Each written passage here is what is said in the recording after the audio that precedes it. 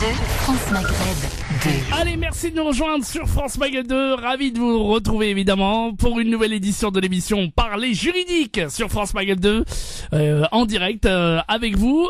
Si je peux appuyer sur le bouton, voilà, merci beaucoup. Avec Maître Maghrebi Mansouri du cabinet BMM, spécialisé dans le droit du travail, droit de la santé, droit des étrangers, droit pénal. Elle est avec nous comme tous les samedis de 15h à 16h. Bonjour Maître Maghrebi. Bonjour Medjahed et bonjour à tous les auditeurs. J'espère que vous allez bien et que vous avez passé une excellente semaine. Oui, tout à fait. Et qu'est-ce qu'on fait demain ? Demain, on va voter. Exactement.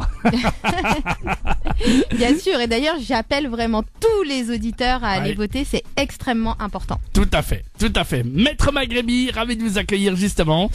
On va parler d'un thème aujourd'hui qui va intéresser nos chers auditeurs. Vous nous trouvez toujours des thèmes qui sont évidemment qui sortent du chapeau et qui sont très intéressants. Aujourd'hui, de quoi allons-nous parler, Maître Maghrebi ? Alors aujourd'hui, on va parler de ce qu'on appelle, je ne sais pas si tu en as déjà entendu parler, mais je pense que beaucoup d'auditeurs en ont entendu parler. Je vais vous parler du chèque de l'amitié. Le chèque de l'amitié. Eh bien, écoutez, donnez-moi un chèque de l'amitié. Je suis preneur, Maître Maghrebi, avec beaucoup de zéros dessus, si possible. Merci beaucoup. Alors, une fois que je t'aurai expliqué ce qu'est le chèque de l'amitié, je pense que tu vas, mais vraiment très très vite, me rendre le chèque. Ok, très bien. Bon, alors on y va là. Qu'est-ce que le chèque de l'amitié ? Alors, le chèque de l'amitié, son nom fait sourire, mais attention, c'est une arnaque, c'est une escroquerie, ça a plusieurs qualificatifs juridiques. Donc, en fait, je vais être très concise aujourd'hui, ça va pas être très très long, mais je vais surtout vous raconter une petite histoire qui vous est sans doute arrivée, qui m'est arrivée, qui t'est peut-être aussi arrivée, Medjahed. Ah oui. Mais en tout cas, je pense qu'on est très très très nombreux à avoir été dans cette situation, ou en tout cas qui auraient pu être dans cette situation. Je vois de quoi vous allez tout de suite me parler. Alors, c'est pas ces fameux mails qu'on reçoit sur alors le... pas du tout, pas du tout. Bon, alors dites-nous. Alors, qu'est-ce que le chèque de l'amitié ?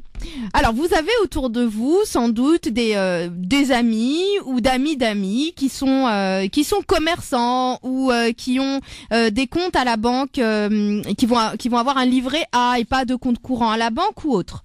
Et il peut arriver que donc vos amis ou quelqu'un de votre famille ou une connaissance de quelqu'un de votre famille viennent vous solliciter et vous disent voilà, j'ai une transaction commerciale très très très importante à faire ou j'ai vraiment besoin de liquidité très très vite. Est-ce que tu pourrais, s'il te plaît, encaisser ce chèque sur ton compte, le mettre à ton endroit et l'encaisser sur ton compte, et d'ici 3-4 jours, lorsque l'argent sera sur ton compte, le retirer et me donner cette somme en liquide ou bien me faire un virement sur mon compte parce que c'est vraiment très important, j'en ai vraiment besoin, tu me rendrais un service énorme en faisant ça. Et alors je ne sais pas si toi ça t'est déjà arrivé, mais en tout cas moi j'ai beaucoup de personnes que ce soit autour de moi ou même de clients qui ont eu donc des amis qui leur ont dit s'il te plaît encaisse-moi ce chèque, j'ai vraiment besoin que tu le fasses et donc ne t'inquiète pas, ça risque absolument rien, tu vas encaisser 1 000 euros, tu me donnes, tu retires, tu peux même garder 100 euros pour toi si tu veux parce que tu m'auras rendu service et tu me donnes 900 ou tu me fais un virement. D'accord. Alors donc faites très très très très très attention parce qu'en faisant cela et en acceptant cela, si vous ne savez pas d'où vient ce chèque, vous risquez d'avoir d'énormes problèmes. Ah bon ? Je m'explique. Oui. C'est-à-dire que vous connaissez sans doute la personne qui vous demande d'encaisser ce chèque ou peut-être même que vous ne la connaissez pas parce que c'est l'ami d'un ami. Mais vous ne savez pas d'où vient ce chèque parce que c'est lui qui vous le donne. Généralement, ça va être un chèque qui va être au nom soit d'une personne physique, soit des fois ça peut même être une personne morale qui va lui faire un chèque. Or, il s'avère que très très fréquemment, et là c'est en tout cas ça c'est de plus en plus mis en place. Soit il s'avère que la somme d'argent qui est mise sur ce chèque a une provenance plus que douteuse, c'est-à-dire qu'elle vient soit d'un trafic, soit d'une escroquerie, soit il s'avère que c'est un faux chèque, soit que c'est un chèque volé. Ah oui. Et là, c'est le début des ennuis. Parce que s'il s'avère que la personne qui vous demande, donc cet ami qui vous demande d'encaisser un chèque pour lui rendre service et retirer l'argent par la suite pour lui donner en liquide, faites très attention parce que il s'avère qu'au bout de 3-4 jours, vous allez pouvoir retirer cet argent. Vous allez pouvoir le donner à votre ami ou à cette connaissance. Vous allez peut-être même pouvoir lui faire un virement. Sauf que lorsque la banque va s'apercevoir que ce chèque a été volé ou qu'il s'avère que c'est un faux chèque, eh bien, elle va immédiatement se retourner contre toi. Demander à récupérer l'argent. Ah ouais, d'accord. Oh là. Donc, il faut faire mais vraiment très attention parce que là, comme je vous disais, c'est vraiment le début des ennuis. Dans le sens où, la banque va vous demander de rembourser la somme d'argent. Donc si c'était un chèque de 100 ou 200 euros, généralement, ça pose pas de problème, ça va pas vous mettre dans une difficulté financière extrêmement importante, quoique. Mais parfois, et là c'est le problème, et c'est aussi pour ça que j'aborde ce thème. J'aborde ce thème parce que aujourd'hui, on a vraiment les sommes ont augmenté. Avant, on était sur des petits montants, hein, c'était vraiment des 100, 200 euros, et aujourd'hui, on a des chèques qui montent à 5, 6, 7, 8 000 euros. Ah oui. J'ai un client qui est venu me voir la semaine dernière et c'était 8 000 euros sur le chèque qu'un ami lui avait demandé d'encaisser. Oh là là. Et dans ce cas-là, il peut pas rembourser. Vous n'allez pas pouvoir rembourser cette somme quand c'est une somme qui est importante, Bah oui. que vous n'avez plus sur votre compte. Donc vous allez vous retrouver avec la banque en difficulté financière. Mais si seulement ça s'arrêtait là, Ouais, à la limite. Ouais. Bon, ça s'arrête. Vous avez un problème avec la banque, vous essayez de régler le problème avec la banque. C'est très embêtant, mais bon. Mais non, vous encourez également des sanctions pénales. Oh là Et là, là. c'est très important. C'est très important de bien écouter ce que je vais vous dire, parce que si le chèque est volé, le fait que vous déposiez l'argent sur votre compte, vous vous rendez coupable d'un recel de vol. Et le recel de vol est puni exactement de la même manière que l'auteur du vol. Ah oui, carrément. Donc, c'est très important de faire extrêmement attention. Vous encourez de la prison et une peine d'amende. Mais pardonnez-moi maître, mais je vous pose cette question. Bien Tout sûr. de suite réflexe. Comment faire pour savoir si c'est pas un chèque comme ça ou frauduleux ou Eh bien, oui. c'est très compliqué de pouvoir savoir si le chèque il est oui. est volé ou pas, et c'est pour ça que la consigne est n'encaissez jamais un chèque Ouais. qui ne vous a pas été remis par une personne que vous connaissez, mais pour votre compte.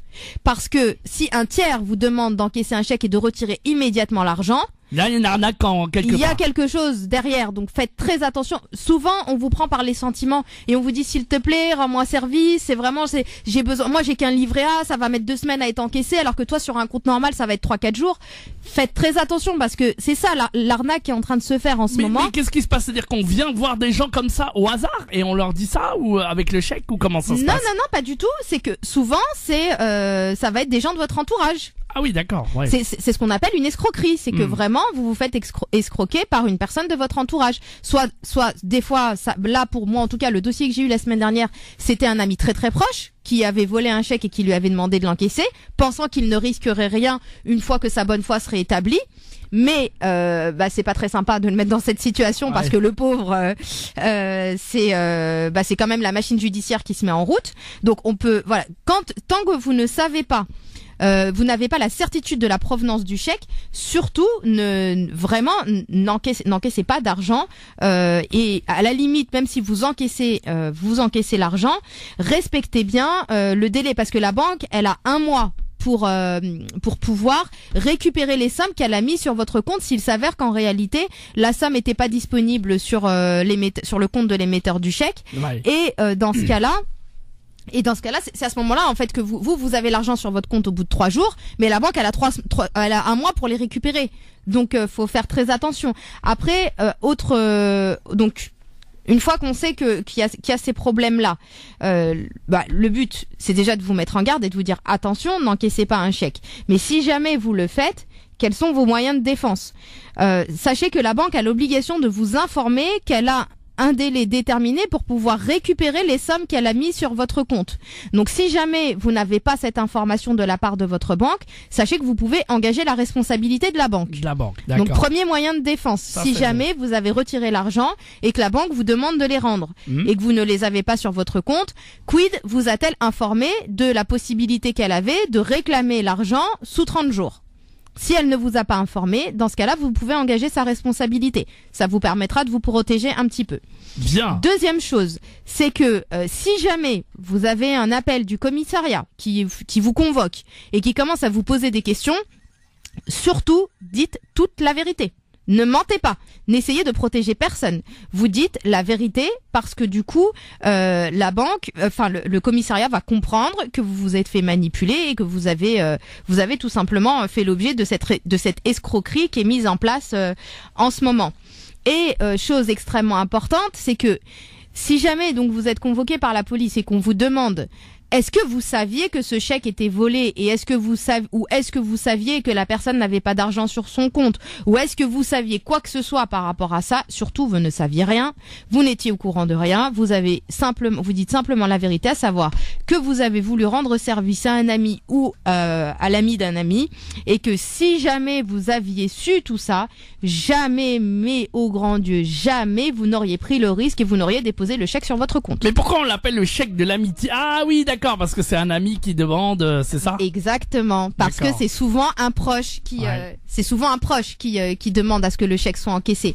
Donc c'est pour ça qu'on appelle ça le chèque de l'amitié. Bah, surtout faites attention, on peut pas porter plainte contre le proche. Alors donc une fois qu'on sait ce qu'on risque et une fois qu'on sait quelles sont ses armes de défense, donc à savoir qu'on avait absolument aucune intention frauduleuse, ça va être compliqué de pouvoir engager votre responsabilité pénale si on n'arrive pas à démontrer que vous aviez connaissance de cette escroquerie et surtout que vous aviez l'intention de commettre l'infraction également. Donc vous serez protégé par rapport à ça, mais oui, il faut faire extrêmement attention. Tu peux me reposer ta question parce que alors là du coup j'ai Non, je disais on peut pas porter plainte du coup contre Voilà, la personne. et donc là ce que vous pouvez faire c'est que à votre tour, au moment où vous vous rendez compte de l'arnaque, surtout, et ça c'est très important et c'est sur ça que je voulais terminer justement, n'allez pas simplement déposer une main courante parce que trop de personnes vont au commissariat et déposent uniquement une main courante.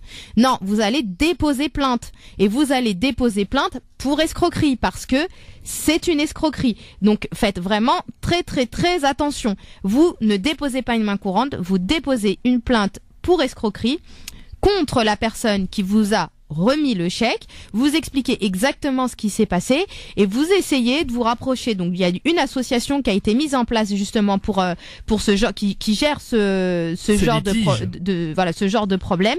C'est l'association française des usagers des banques.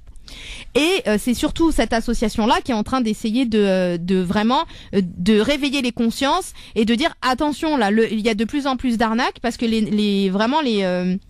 les chiffres ont augmenté et les montants ne font qu'augmenter plus les mois passent et vraiment là je vous dis que la semaine dernière c'était 8 000 €, donc voilà, ça peut monter. Ça donne envie de ne plus du tout prêter d'argent. Non, mais ça donne surtout envie de ne plus encaisser de chèques pour rendre service. Voilà, exactement, ne le faites pas, ça sert à rien. Ah non, ne surtout pas le faire, vraiment. Voilà. Même si c'est quelqu'un que vous connaissez très très bien, je pense que faites attention, parce que même votre ami lui ne peut pas avoir la garantie que le chèque qu'on lui a remis n'est pas un chèque volé. Bah oui, tout à fait. Donc faites très attention. Voilà, merci de nous avoir mis en garde. Là, je pense qu'il y a beaucoup de gens qui vont se méfier, Maître Maghrébi. C'est le but de l'intervention d'aujourd'hui. Merci en tout cas, Maître Maghrébi. Et c'est parti maintenant, on va accueillir tous vos appels en direct au standard. 0892 23 99 50, étoile et le choix numéro 1. Toutes vos questions d'ordre juridique et quelle que soit la question, les amis, vous avez été victime d'une escroquerie, vite, appelez-nous pour une solution. Vous avez déposé des dossiers en préfecture et ça n'aboutit pas, vous avez le pot de fer contre le pot de terre, et vous aussi vous pouvez nous appeler, on va vous aider grâce à Maître Maghrébi. Plus vous serez nombreux et plus vous appellerez tôt, je vous en supplie, parce que souvent vous nous appelez au dernier moment et on peut pas répondre à tout le monde. Donc vous nous appelez dès maintenant et vous passerez directement à l'antenne aujourd'hui pour évidemment gagner du temps et pour avoir un maximum de questions. N'hésitez pas, c'est maintenant, que vous soyez à Paris ou en région parisienne, mais aussi nos auditeurs de province, pour poser toutes vos questions à Maître Maghrébi Mansouri du cabinet BMM. 0892 23 99 50. On prendra les premières questions dans un instant et je veux que le standard explose aujourd'hui. Oui les amis, qu'ils deviennent rouge écarlate parce qu'on veut vous aider, parce que Maître Maghrébi est là et parce que Maître Maghrébi a les connaissances qu'il faut. Alors n'hésitez pas une seule seconde. 0892 23 99 50 étoiles et le choix numéro 1. J'attends vos premières questions dans une petite seconde.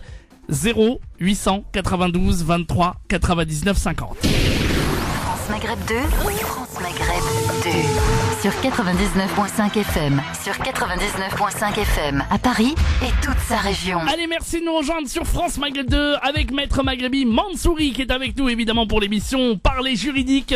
Elle répond à toutes vos questions évidemment en direct et puis Maître Maghrébi aussi peut vous rencontrer pour un des rendez-vous si vous avez besoin d'elle évidemment parce que Maître Maghrébi est une avocate efficace, rapide, enfin efficace en tout cas et très honnête. Et pour la joindre évidemment vous pouvez la joindre à son cabinet évidemment pour uniquement les rendez-vous. Elle est spécialisée dans le droit du travail, droit de la santé, droit pénal, droit des étrangers et elle est joignable au 06 12 14 34 96. Notez bien son numéro de téléphone 06 12 14 34 96 pour prendre un rendez-vous avec elle, avec Maître Maghrébi. On va tout de suite, Maître Maghrébi, rentrer dans le vif du sujet avec les premiers appels au standard 0892 23 99 50. Une auditrice des Ardennes qui souhaite rester anonyme. Bonjour madame. Bonjour Medjed. Bonjour, vous allez... cher maître. Bonjour. À tous. Bonjour. Alors, j'aimerais vous poser une question. Je vis maritalement avec un homme. Oui. Cet homme verse une pension alimentaire à ses enfants. Oui. La question est la suivante. Il est au chômage. Il va bientôt arriver en fin de droit, donc il ne pourra plus être en capacité de leur verser une pension alimentaire. À savoir que les enfants sont majeurs. Il travaille à tour de rôle, mais rencontre également des phases de chômage. On a fait un premier recours qui est revenu caduc. La question est la suivante. Est-ce que lorsqu'il n'aura plus de chômage, donc il ne pourra plus leur payer la pension alimentaire alors qu'ils sont tous les deux majeurs, est-ce que moi, étant donné que moi je suis encore solvable, est-ce que la justice peut se tourner vers moi pour verser cette pension alimentaire qu'on estime pas justifiée, malheureusement. Sachant que moi, de mon côté, j'ai également des enfants, mais cette fois-ci mineurs, à ma charge, et leur père ne me verse pas un centime. L'ex-compagne de mon compagnon, on n'est pas encore mariés civilement, a deux enfants majeurs tous les deux, et qui travaillent, et pourtant, lorsqu'on a fait... un recours. Le recours a été rejeté. Et voilà. Donc c'est ça la question. Alors là, le recours, s'il a été rejeté, c'est que le juge aux affaires familiales considère que le versement de la pension alimentaire est encore nécessaire. Ils sont peut-être encore scolarisés ou Du tout. Je sais pas, mais en tout cas, il considère que qu'elle est justifiée. Sinon, ils hésitent pas, surtout après la majorité, ils hésitent pas à la faire suspendre hein, quand ils estiment qu'elle n'est plus due. Maintenant, ce qu'il faut savoir, c'est que donc là, vous m'avez dit vous êtes pas mariés. Non. Civilement, on vit maritalement. D'accord. Donc à partir du moment où vous êtes pas mariés, juridiquement, il n'y a pas de lien avec vous, donc ils pourront pas vous contraindre à la verser. C'est juste que lui, il restera tant qu'il n'y a pas de décision du juge qui modifie cette pension alimentaire, il restera le parent créancier. Et à partir du moment où il reste le parent créancier, l'autre parent pourra toujours le mettre en demeure pour régler les sommes qui sont dues. Le simple fait qu'il ne soit plus, qu'il ne touche plus d'argent de la part du Pôle emploi ne lui permettra pas de pouvoir suspendre le versement de la pension alimentaire. Alors comment il va faire ? Alors dans ce cas-là, ce qu'il faut, c'est ressaisir le juge. Il faut ressaisir le juge en expliquant que sa situation financière a changé, elle a été modifiée, et qu'il doit soit modifier le montant de la pension alimentaire, soit l'arrêter. Mais il n'y a qu'avec une décision du juge aux affaires familiales qu'il sera possible de suspendre le versement de la pension sans que ça puisse se retourner contre lui par la suite. Parce que si En fait, elle demande... Lorsqu'on a fait la demande de réévaluation de la pension alimentaire, compte tenu des informations qu'on avait en notre possession, de la partie adverse, elle a fourni des photos de ma maison, à moi personnelle, en étayant le fait qu'il vivait la belle vie, entre guillemets. On se demande, est-ce que ça n'a pas porté préjudice contre lui? Puisque nous, d'un point de vue fiscalité, on est déclarés vivant ensemble. Bah, c'est sûr qu'ils vont se baser sur sa déclaration d'impôt et que ils vont également se baser impôt, sur ses ressources à lui. Alors, au niveau impôt, on a 2 déclarations séparées. Oui, bah donc si vous avez 2 déclarations séparées, il se base sur son avis d'imposition à lui et sur ses ressources à lui. Alors, si le temps qu'il y ait un jugement qui puisse le débouter de cette pension ou au moins la diminuer, comme vous le dites très justement, est-ce que la justice peut se tourner contre moi pour payer une pension alimentaire? Bah alors non, elle pourra pas se retourner contre vous, mais ils pourront se retourner contre lui. Mais alors s'il a rien, il a pas de bien, il a rien du tout. Bah il habite, il a un domicile. Oui, il est chez moi. Et il est hébergé ou fiscalement il habite là-bas? Fiscalement, il habite chez moi, effectivement. Donc fiscalement, est-ce que c'est écrit monsieur demeurant chez et avec votre nom? Ou est-ce qu'il y a son nom aussi sur la boîte aux lettres, en gros, pour faire simple? Bah oui, on a mis son nom sur la boîte aux lettres également. Voilà. Bien Donc sûr. c'est considéré comme étant aussi chez lui. Oui, c'est ça, bien Donc sûr. si c'est considéré comme étant chez lui, bah, après il y a toute la procédure qui... Mais pour l'instant, il est pas encore au chômage. Oui, mais bon, là, d'ici non, mais dans 10 jours, ça tombe à l'eau, quoi. Dans 10 jours, il aura plus de chômage. Et faut qu'il anticipe et qu'il saisisse le juge aux affaires familiales tout de suite. C'est ça, il va Mais falloir après, à vraiment- partir du moment... Oui. Donc, ça veut dire que le fait qu'il vit à la maison chez moi, moi, la maison, je l'avais bien avant qu'on soit ensemble. C'est ma maison à moi et mes enfants.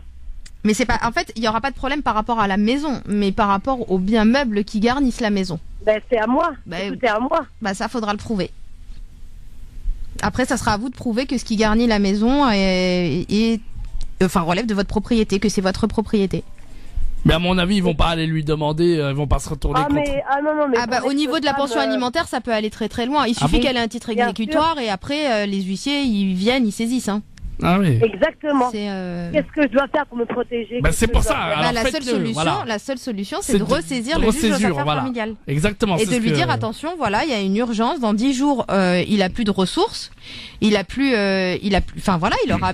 rien. Il aura que le minimum. Est-ce qu'il va avoir, je sais pas après, est-ce qu'il va avoir la SS ou je sais pas ce qu'il aura, mais en fonction de ce qu'il va avoir après son allocation chômage, il faudra soit faire suspendre le versement de la pension, soit le faire soit supprimer. Et j'imagine qu'on peut demander ça en référé, en rapide, non? C'est ça? Bah, il faut qu'ils aillent voir. Après, elle peut tenter en référé. En référé, disant voilà. qu'il y a une urgence. Elle peut tenter. Voilà.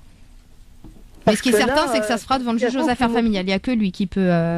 Franchement, c'est une situation moi, j'estime injustifiée et qui nous pousse, entre guillemets, à la fraude, quoi.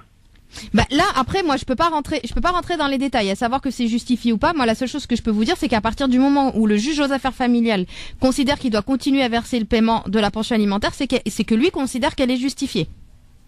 Ça, c'est la position du juge aux affaires familiales. C'est qu'il a eu des éléments en sa possession qui lui permettent de considérer qu'elle est justifiée. Et le fait qu'il vive, par exemple, chez vous, dans une très belle maison, etc., ça peut également aussi entrer en compte. Mais ça fait aussi partie des éléments dont le juge doit tenir compte.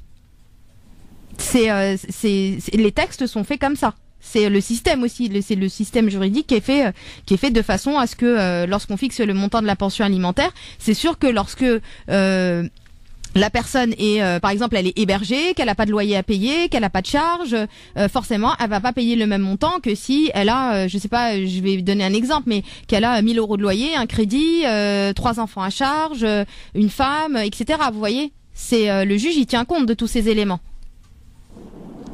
D'accord. Bon, ressaisissez en tout cas le juge et puis revenez nous voir pour savoir en tout cas ce qui a été fait. Mais là, voilà, ce qui est sûr, c'est qu'en tout cas, il ne peut cesser Je pense qu'ils peuvent venir me demander à moi de payer la pension alimentaire. Moi, c'est ça que je comprends. Non, moi, c'est pas du tout ce que je vous dis. Ah, Non, moi, c'est pas du tout ce que je vous dis. Ce que je vous dis, c'est qu'elle peut, elle, le contraindre à payer. C'est-à-dire que elle peut engager des poursuites à partir du moment où il est le parent créancier. Et si jamais elle le met en demeure de régler et le parent créancier, pardon, c'est pas lui, c'est le débiteur. C'est-à-dire la mère peut le contraindre, le mettre en demeure de payer. Et s'il ne règle pas les sommes qui sont dues, elle va aller en justice, elle va obtenir un titre exécutoire. Et l'huissier, lui, quand il va devoir mettre à exécution cette décision, c'est-à-dire le versement des montants qui sont dus au titre de la pension alimentaire, et ben dans ce cas-là, ils vont venir là où il habite. Et ça sera à vous de prouver par la suite que ce qui garnit son logement vous appartient. Ok, madame? ça marche. Merci beaucoup. Eh ben, Bah, bon écoutez, courage de rien, en tout cas. bon Et merci courage. beaucoup de votre appel.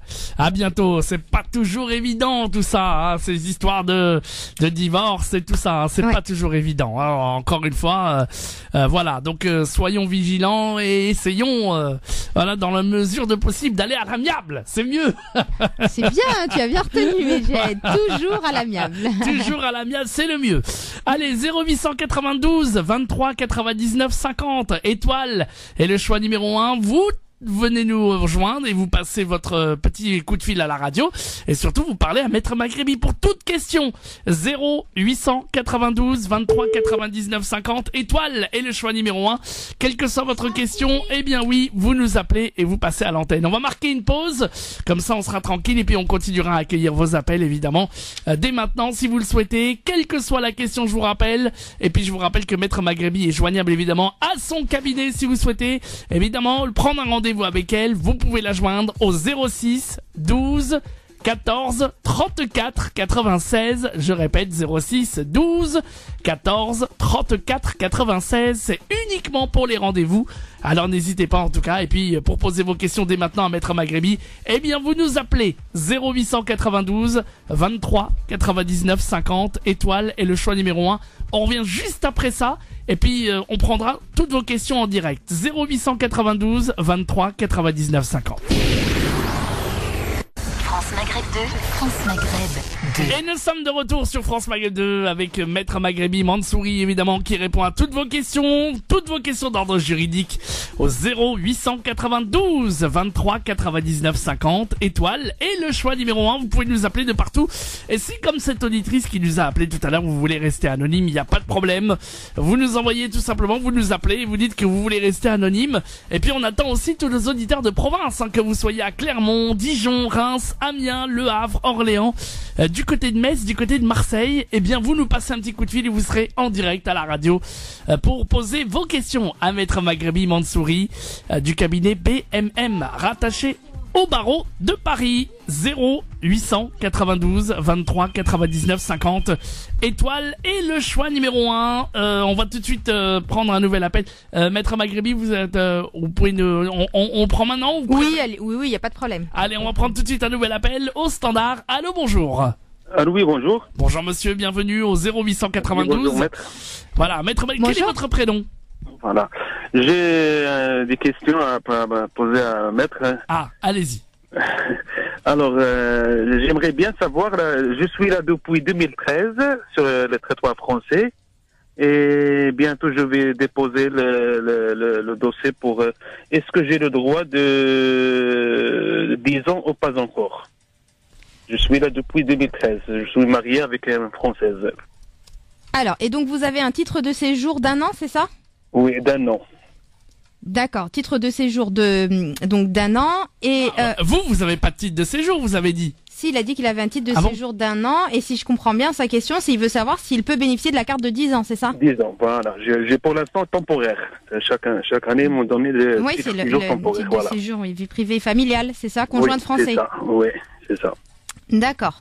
Alors, et donc vous voulez savoir si vous pouvez bénéficier de la carte de 10 ans. On va essayer de voir ensemble un petit peu les conditions parce que tout va dépendre en réalité de Oui. le fait de savoir si vous en remplissez les conditions. Donc là, vous en avez eu au total du coup. Moi, j'ai depuis fait le 2000. mariage au 2013 Ouais. et je serai là en France au 2014. Donc vous êtes arrivé en France en 2014. Voilà. En 2014. Donc vous n'avez pas 3 ans de vie commune encore. Si, 3 ans. Le mois de mars, c'est 3 ans. D'accord. Donc à compter depuis le mois de mars, vous avez eu 3 ans de vie commune. Voilà, ici en France. D'accord. Donc normalement, vous y avez le droit. Parce que pour les époux de Français, il faut avoir normalement 3 ans de vie commune pour pouvoir bénéficier de la carte de 10 ans. Voilà, j'ai 3 ans résident en France et 4 ans de mariage. D'accord, oui, bah donc normalement, à partir si la communauté de vie n'a absolument pas cessé depuis votre mariage, Oui.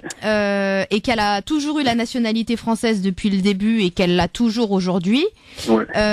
normalement il n'y a pas de souci. Vous vous êtes marié en France ou à l'étranger? Non, à l'étranger, au Maroc. Alors, est-ce que le mariage a été retranscrit à l'état civil français ou pas? Oui, bien sûr, oui. Ok, donc ce qui est normal de toute façon pour pouvoir venir. Donc oui, Ouais. bah donc là, a priori, toutes les conditions sont remplies pour que vous puissiez l'avoir. Hein.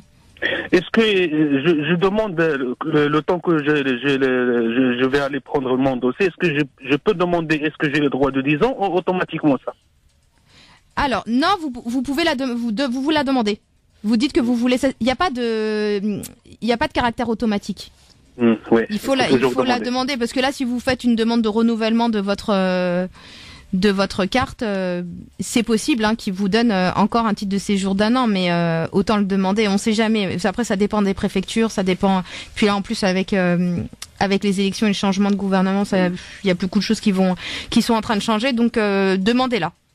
Ça va. Demandez-la. Et j'ai une autre question. Ma femme, il a toujours, dans sa carte d'identité, il a toujours parce qu'il était marié avant, son mari l'est décédé. Mhm. Alors, il prend toujours le nom de son mari. Mhm. Est-ce que ça gêne pas au niveau de paperasse? Alors, il faut savoir, est-ce que le nom du défunt est considéré comme un nom d'usage ou parce que si c'est un nom d'usage, a priori, je vois pas pourquoi ça poserait de problème. Elle peut demander à ce que ce soit retiré. Ouais, parce que dans sa carte, il n'y a pas mon nom. D'accord. Oui, mais vous avez l'acte de Oui, mariage. bien Et sûr, puis on a le livret et famille, la l'acte de carte. mariage. Après, c'est pas. Enfin voilà, la carte. À la limite, lorsque vous constituez votre dossier, si la carte a été délivrée avant sa pièce d'identité a été délivrée avant le mariage ou après le mariage. Non, avant. Voilà, donc ça sera très facile de justifier qu'il y a encore le nom du défunt sur sa carte, dans la mesure où de toute façon elle a été délivrée avant le mariage, et que là on n'est pas dans le cas d'un divorce où il y aurait une interdiction d'utiliser le nom. Donc a priori, moi je pense que ça poserait pas de problème. Vous pouvez juste ajouter l'acte de décès à la limite dans votre dossier et mettre peut-être un petit courrier en disant que sa carte lui a été délivrée avant votre mariage, et a priori ça posera pas. Je pense pas que ça c'est pas un élément qui pourrait poser problème. Ben, ça va, c'est ce que je voulais savoir. Alors, merci beaucoup. Eh bien, de rien. Merci. Plein de bonnes choses à Bon vous. courage à vous. Merci. Avec plaisir. Et merci de nous avoir rappelé en Merci. tout cas. À bientôt. Merci à vous. Et ben voilà, on continue d'accueillir comme ça vos questions, vos interrogations. En plus, ça vous connaissez très très bien le droit des étrangers, Maître Maghrebi, parce que vous l'avez pratiqué ou vous le pratiquez encore. Je le pratique régulièrement. En réalité, les 4 matières que tu cites régulièrement sont imbriquées. Elles ne vont pas l'une sans l'autre. Le droit des étrangers, droit de la santé, droit pénal, droit du travail. Tout à fait. C'est vraiment des matières qui se touchent en fait. Donc voilà, il y a du droit de la santé dans le droit du travail, il y a du droit des étrangers dans le droit du travail, il y a du pénal dans le droit des étrangers, etc. Tout à fait, etc. En tout cas, on continue d'accueillir vos appels en direct au standard 0892 23 99 50 étoiles et le choix numéro 1 pour poser vos questions. On va prendre une nouvelle question, un nouvel auditeur. Allô, bonsoir, bonjour. Oui, bonjour. Bonjour monsieur, bienvenue. Quel est votre prénom? C'est Jamel. Jamel, vous nous appelez d'où, Jamel? Je vous appelle de Roissy en France. Très bien. Eh bien écoutez, on vous laisse avec Maître Maghrebi qui répond à votre question, Jamel. D'accord, bonjour maître. Bonjour Jamel. D'accord, une question s'il vous plaît. En fait, c'est par rapport à ma mère. Oui. J'aimerais bien savoir si elle a droit à la retraite. France, elle est résidente, elle a une carte de 10 ans, ça fait 1 an. Oui. Qui veut dire, je lui ai fait un regroupement familial. Donc mon père, il était ici en France depuis 1971. Il est en retraite actuellement. D'accord. Donc pour ma mère, j'aimerais bien savoir si elle a le droit à la retraite. Elle a 60 ans. Elle vient d'avoir 60 ans et quelques jours. Donc en fait, j'ai appelé la caisse de la retraite ici en France. Donc j'ai appelé, ils m'ont dit, En fait, ils m'ont demandé le numéro de la carte vitale, le numéro d'assurance. Donc, elle a la carte vitale, je leur ai donné le numéro. Donc, après, ils m'ont dit, ça, elle n'existe pas ici en France. Je leur ai dit, comment se fait-il? Elle a une carte de 10 ans, elle est résidente, elle a la carte vitale. Oui, donc, alors, voilà. mais après, ce qu'il faut savoir, c'est est-ce qu'elle a travaillé, est-ce qu'elle a cotisé? Elle a travaillé, c'est ça, exactement, c'est ça. Voilà, c'est ce que je voulais vous préciser. Elle n'a pas travaillé. Elle a jamais travaillé en France. Bah, c'est pour ça. Si elle a jamais travaillé, c'est-à-dire qu'elle n'a jamais cotisé, donc elle n'existe pas auprès d'eux. Exactement. En fait, après, ils m'ont dit, il faut appeler Lyon. Donc, j'ai appelé la CARSAT de Lyon.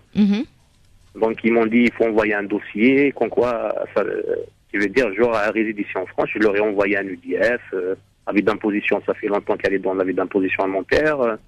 Je leur ai envoyé pas mal de certificats de vie, RIB, pas mal de justificatifs qui prouvent qu'on réside ici en France. D'accord. Après, moi, j'attends la réponse j'attends une semaine. Le courrier, je l'ai envoyé la semaine passée, donc j'attends une semaine. Je l'ai envoyé en accusé de réception. J'attends pour qu'ils mettent, on va dire, le dossier à jour, pour qu'ils mettent qu'on réside ici en France, l'adresse, on va dire. Voilà. D'accord. C'est ça, ma question. Là, moi, de ce que vous me dites, je pense qu'elle pourra pas avoir une pension de retraite, hein. Parce que si elle n'a jamais travaillé, ça risque d'être compliqué. Par contre, elle peut bénéficier d'aide. Il y a des aides, hein, qui existent, qui sont mises en place justement pour les personnes âgées, qui n'ont pas de ressources. Et justement, qui n'ont pas le droit. Mon père, en fait, il touche 17, on va dire. Il quoi, pardon? Ah, on vous perd un petit peu, oui. Vous voyez, j'ai pensé qu'on avait le droit, en fait. Il touche combien votre père, vous avez dit? Ah oui, à chaque fois que vous dites chaque fois que vous dites le chiffre, ça coupe. Parce qu'on vous perd de temps en temps. Vous nous entendez ou pas? Ah oui, voilà, malheureusement, on l'a perdu. Bon. Oui, là, en tout cas, s'il nous écoute, là, le meilleur conseil que je puisse lui donner, c'est de se rapprocher d'une assistante sociale qui va lui faire état un peu de toutes les aides qui ont été mises en place au niveau du système français pour les personnes âgées. Oui. Parce que il y a des allocations qui existent, il y a des pensions, il y a beaucoup de choses, hein, qui ont été mises en place. Maintenant, elles sont disponibles sous condition d'âge. Après, il nous a dit qu'elle avait 60 ans, donc c'est souvent à partir de 62-65 ans, et c'est sous condition de ressources. Donc ils vont étudier. C'est pour ça que l'idéal, ça serait vraiment qu'ils se rapprochent d'une assistante sociale qui va étudier son dossier et qui va voir un petit peu au regard du panel d'aides qui existe, quelle serait celle qui serait la plus adaptée à sa mère. D'accord, très bien. Mais par rapport au dossier qu'il a déposé, là, pensez qu'il va avoir que ça va être étudié quand même et il va avoir une réponse. Alors sincèrement, au niveau de la retraite, là, s'il a pas travaillé, si elle a jamais travaillé, ça me paraît compliqué. C'est vraiment je pense que ça va être compliqué. Alors on a retrouvé monsieur justement qui est là. Alors rebonjour monsieur. Donc voilà. Donc là on vous a retrouvé. Donc là écoutez, donc on va vous redonner donc ce qu'elle vient. Alors du coup je sais pas si vous avez pu entendre le conseil que je vous avais donné. Non, j'ai pas entendu. D'accord. Donc si je vais répéter, il y a pas de souci. Donc ce que je disais, je pense que l'idéal dans la situation de votre mère, ça serait qu'elle se rapproche d'une assistante sociale qui va lui faire état un petit peu de toutes les aides qui existent pour les personnes âgées. Et voir avec elle si elle en remplit les conditions ou non, préparer les dossiers et faire les demandes. Parce que il y a ça dépend des aides, mais il y a certaines aides qui sont disponibles à compter de 62 ans. Il y en a d'autres à compter de 65, voire même certaines peut-être à compter de 60 s'il y a des exceptions au regard de l'état de santé notamment. Mais tout ça, faudrait une étude un peu plus poussée de sa situation avec une assistante sociale. Mais il y a des aides, hein. Même si elle n'a pas le droit à la retraite, elle aura le droit à quelque chose. D'accord, merci beaucoup. Il y a un minimum qui est mis en place. De rien. Merci et bon courage à vous.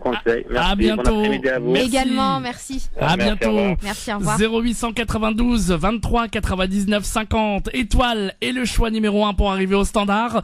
On va prendre un auditeur Damien qui est avec nous. Bonjour monsieur. Un auditeur Damien qui est au téléphone avec nous. Salam alaikum, quel est votre prénom? Mohamed de Amiens, maître Maghrebi qui vient vous interroger. Maître Maghrebi, monsieur Mohamed, on vous écoute. Maître Maghrebi vous écoute. Bonjour maître. Bonjour Mohamed. Je vous appelle, j'ai une question. En fait, j'ai fait une demande de naturalisation. Oui. Il y a 2 ans, qui m'a été refusée parce que sur mon casier judiciaire figurait un refus d'obtempérer à une sommation de s'arrêter. D'accord. D'accord, donc voilà, j'avais eu une petite altercation avec les forces de l'ordre. Enfin voilà, rien de très grave. Et j'ai contacté un avocat. Oui. Suite à ce refus, du coup, qui m'a dit que normalement la demande de naturalisation n'aurait pas dû être refusée parce que le motif n'était pas valable. On a vu les articles et c'est vrai que voilà, je portais pas atteinte à la République française, j'ai pas fait acte de terrorisme, tout ça.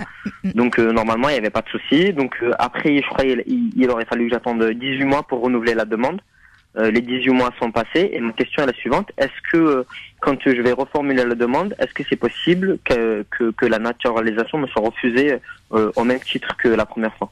Alors, déjà, moi, si je peux me permettre, en même temps, vous me demandez mon avis, je vais vous le donner. Oui. J'aurais absolument pas du tout la même position que le confrère que vous avez contacté.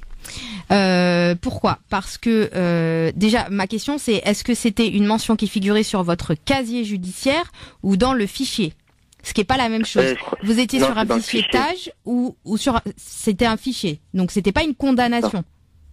Non, j'ai pas eu de condamnation. D'accord, donc c'était pas sur votre casier judiciaire. C'était sur sur votre fichier des enfin c'est ce qu'on appelle le TAJ, c'est le fichier des antécédents judiciaires.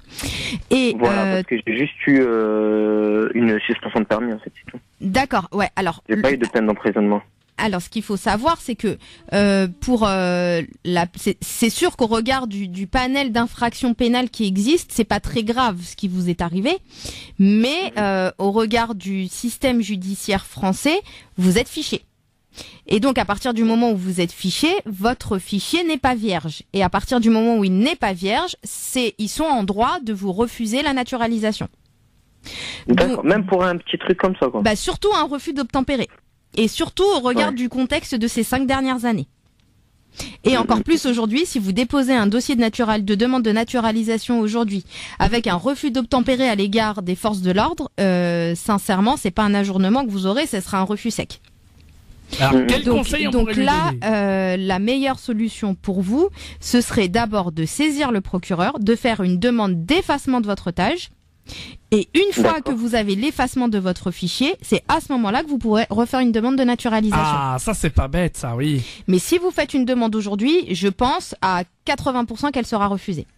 Et même une deuxième fois, parce que sur le parce que c'est un refus que vous avez ou un ajournement. Comment ? C'est un ajournement que vous avez eu ou un refus ?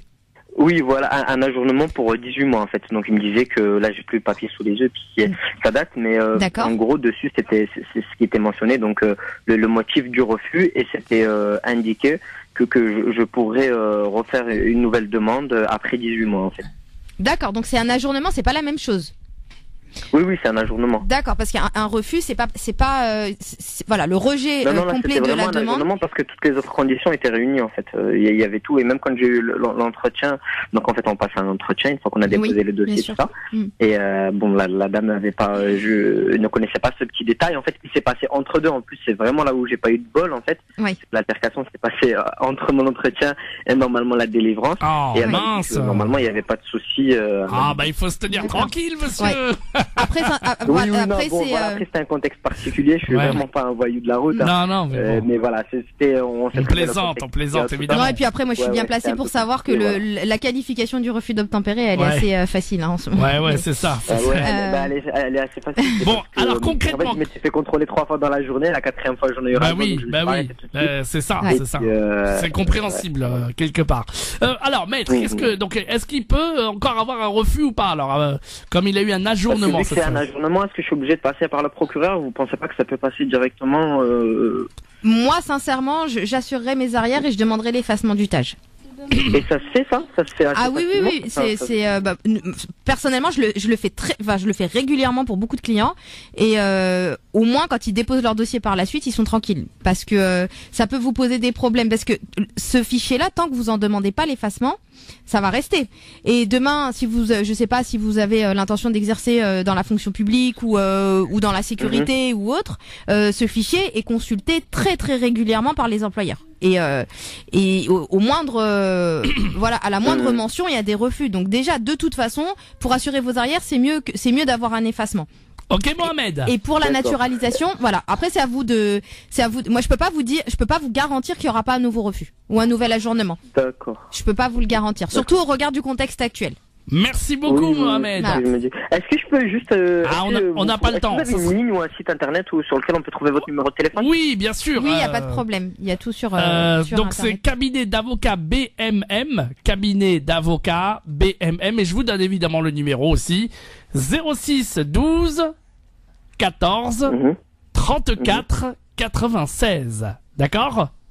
96. Voilà. Très bien, merci, c'est noté. Merci à beaucoup. vous. Bon à courage bientôt, à vous. Merci Mohamed. pour cette émission. Merci. Franchement, vous êtes au top, que ce soit au niveau musique, niveau culturel, Merci. information, pratico-pratique, Eh vous ben, gérez. merci. Génial, ça Merci fait beaucoup. plaisir. À Merci. bientôt, Mohamed. Bonne journée. Au revoir. Au revoir. Et je rappelle évidemment le numéro de Maître Maghrébi, justement, si vous voulez la joindre, 06 12 14 34 96.